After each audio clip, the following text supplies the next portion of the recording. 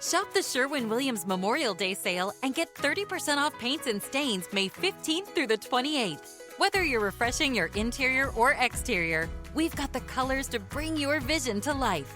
And with delivery, getting everything to your door is easier than ever. Shop online to have it delivered or visit your neighborhood Sherwin-Williams store. Click the banner to learn more. Retail sales only. Some exclusions apply. See store for details. Delivery available on qualifying orders. Some of the most damaging relationships are the hardest ones to explain, and they don't have to look extreme in order to be deeply harmful. Welcome to the Covert Narcissism Podcast, where we make sense of what never quite made sense. If you've been listening for a while, you may already understand what's happening in your relationship. You can see the patterns, you can name the behaviors, but maybe you still feel stuck in the same cycle. This is where coaching comes in. It's not about learning more, it's about having the support to finally apply what you already know and begin moving forward. You need a coach. If you're ready for that next step, I invite you to join me in my coaching program. You can learn more about it at covertnarcissism.com. We talk a lot about the behaviors of a covert narcissist, the silent treatment, the subtle put-downs, the victim mentality, the way they rewrite history. But today I want to zoom out a little because there is an underlying issue that drives so much of this, and it's one we don't talk about a lot. A covert narcissist has almost no ability to regulate their own emotions. And with someone with that kind of emotional dysregulation is at the center of a family, that instability does not stay contained to them, it spreads. It touches everything and everyone. It reshapes the entire household and affects everybody. So let's talk about what this actually looks like. Now, when most people hear emotional dysregulation, they picture someone screaming and throwing things. And yes, that is a part of it. But a covert narcissist is typically far more subtle than that. And that's exactly what makes this so confusing. Their emotional dysregulation, it looks like shutting down completely, going silent for hours or days even when they feel criticized. And they can feel criticized in the most normal of conversations over a nothing and not talk with you about it so that you can actually work together through it. Their dysregulation looks like sulking, withdrawing, becoming cold without ever explaining why. It looks like erupting in quiet but intense resentment over something that seems completely minor. It's catastrophizing, treating a small inconvenience like it's a major personal attack. It's swinging from warm and present to completely checked out, sometimes within hours. It's being completely unable to tolerate anyone else's negative emotions. While, by the way, they hold on to all of their own, but they can't handle your sadness, your frustration, your needs. Those things become their crisis point. Well, the key thing to understand is this. They don't experience emotions the way most people do. They experience emotions as threats. Anything that makes them feel bad, negative, overwhelmed, anything that triggers shame or perceived rejection or a loss of control, it sends them into a spiral. They cannot handle their own emotions. Their emotions are not experiences, they are threats. And this is what's called a narcissistic injury. I don't know if you've heard that phrase before. And the entire household ends up managing the fallout of that injury, whether they know that that's what they're doing or not. If you're a partner of a covert narcissist, you've likely spent years becoming an expert at them, their needs, their feelings, their emotions, their triggers. You don't become an expert at yourself and getting to know yourself, but you become really good at getting to know them and what sets them off. And in fact, it's often at the expense of yourself. You've learned to read the room the moment they walk in the door. You can tell by the way they set their keys down whether it's going to be a good night or a long one. You've learned which topics to avoid, which words land wrong, which moments are safe, and which ones are not. That's not intuition. That's hypervigilance. That's being educated based on the fallout that you've been through. And this hypervigilance develops because it has to. What choice do you have?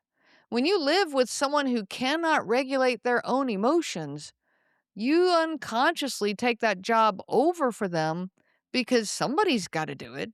You start managing your own emotions more tightly so that theirs don't escalate. You stop bringing up legitimate concerns of your own because they can't handle their own feelings. You apologize even when you've done nothing wrong just to restore the peace and because you know that they never will. Over time, the relationship stops feeling like a partnership and starts feeling like a job. You are always on, 24/7.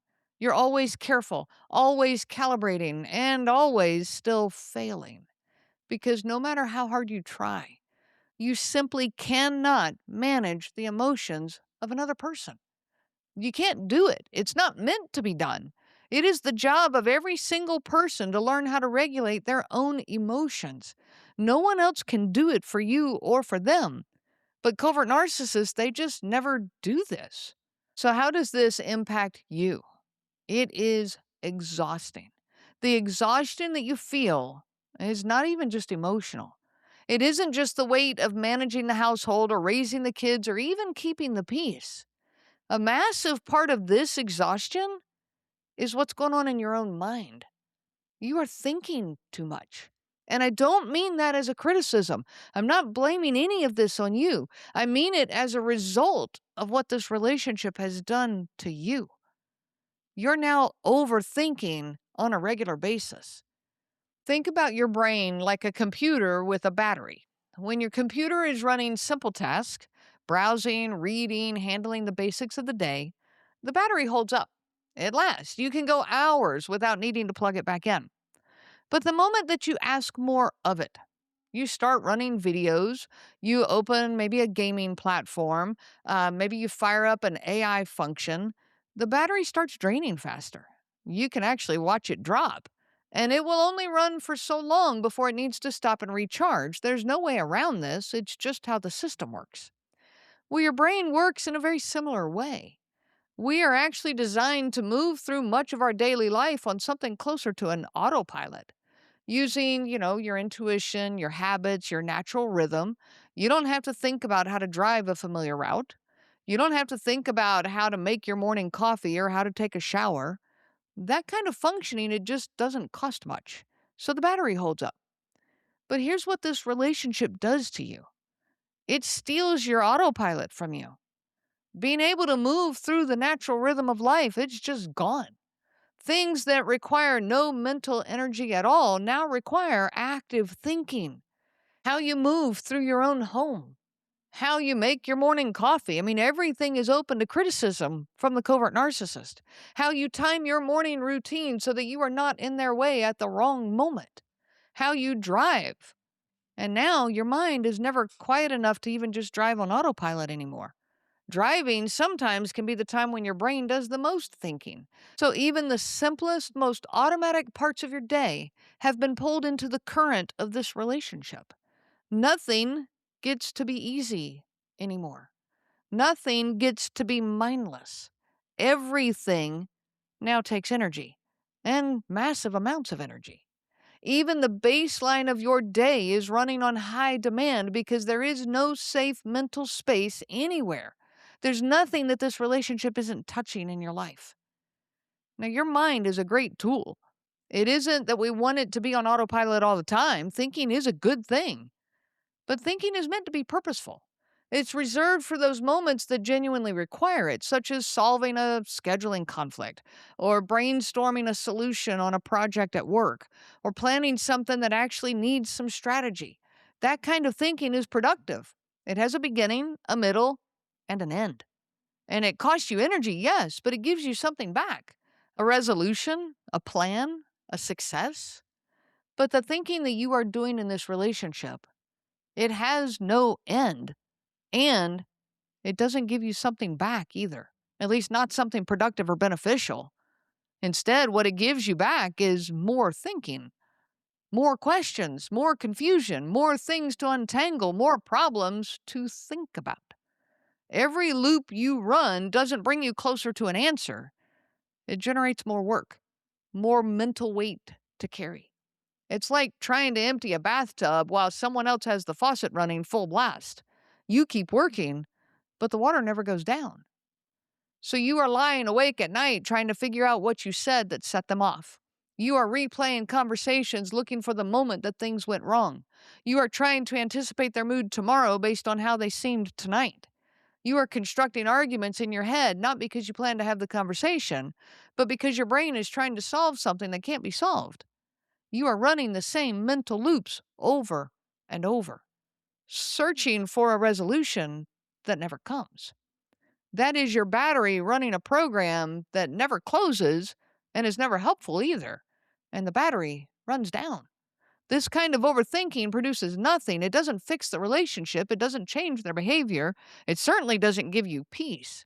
It just runs constantly in the background, draining you of the... What would you do if your online store converted 36% more shoppers? You could take 36% more vacation. Another pina colada? Yes, please. Open a new retail location with 36% more square feet. Fantastic. Hire 36% more help. You're hired and you're hired. Shopify has the world's best converting checkout, up to 36% better than other e-commerce platforms. What you do with those extra sales is up to you. Switch to Shopify today at shopify.com/listen and get a $1 trial. Shopify.com/listen. very energy that you need for everything else in your life. Your kids, your work, your health, yourself.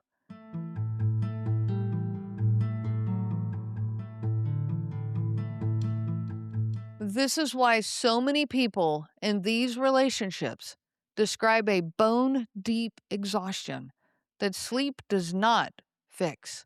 It's not just that your days are hard. It's that your mind never actually stops. You are recharging a battery that is being drained faster than it can recover. And the painful truth is that no amount of thinking is going to fix this. The problem isn't a puzzle that you haven't solved yet. The problem is a pattern that keeps repeating. Your brain keeps reaching for resolution because that's what brains do. But with a covert narcissist, resolution isn't on the table. Now, recognizing this is very important.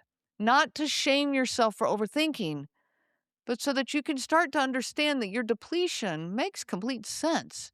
You are not weak. You are not falling apart. You are not broken. You are a system that has been asked to run at maximum capacity indefinitely with no opportunity to recharge. And that has a cost. Part of healing is learning to close some of those tabs in your brain. Let your brain rest and recharge, and to even uninstall the programs that are not helpful to you. Now, let's also talk about how this affects your children. This is the part that hits hardest for so many parents that I work with. Because it's one thing to recognize what's been done to you, but it's another to see what's happening to your kids. Children who grow up in a home with a covert narcissistic parent who struggles to regulate their own emotions. Well, that's a redundant sentence, okay? Because that's exactly what covert narcissists are. But children who grew up in these households learn very early that the household revolves around one person's emotional state. What other choice does everyone have? There isn't one. And children are remarkably adaptive. Now, that can sound like a good thing, and it is in the right context. But in this context, it means they adapt in ways that are not healthy. And here are some of those ways. They become little emotional caretakers.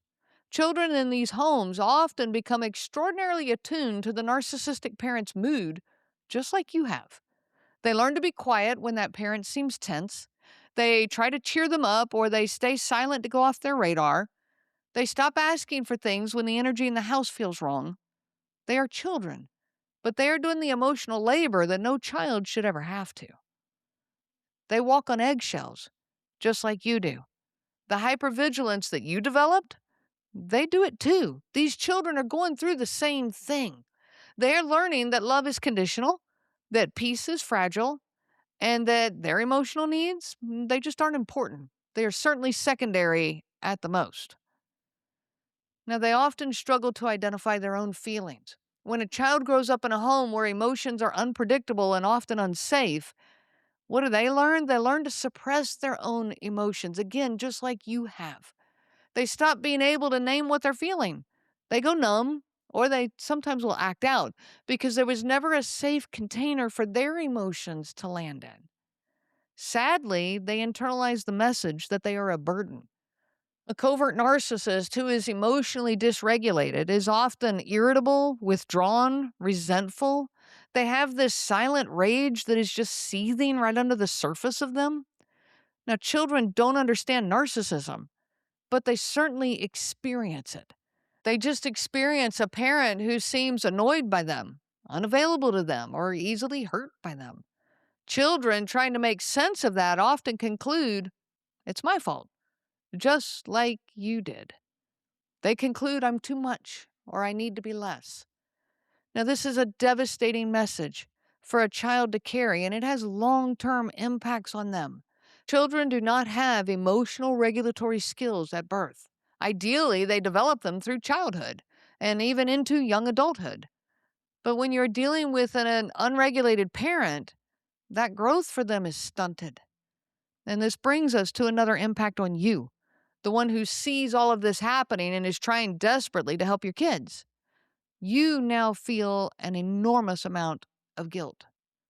You're trying to compensate. You're trying to be the stable one, the emotionally available one, the one who's holding the family together. And you're doing that the best you can. But you're also running on empty yourself. And guilt does not help you resolve this. It only adds to the weight that you're already drowning under. Now, when you put all of this together, what you get is a family system that has unconsciously organized itself around one person's emotional dysregulation. The covert narcissist is at the center, not necessarily by demanding it overtly. No, it just happens because their dysregulation creates a gravitational pull. They're like a black hole that's sucking everything around them in. Everyone adjusts, everyone accommodates, everyone shrinks a little to make space for someone who takes up all the oxygen in the room. You, the spouse, are exhausted and isolated, not even fully realizing how much you've given up. The children, they're either parentified, withdrawn, anxious, or acting out, and sometimes all the above. And the covert narcissist? They may genuinely believe that the family is fine.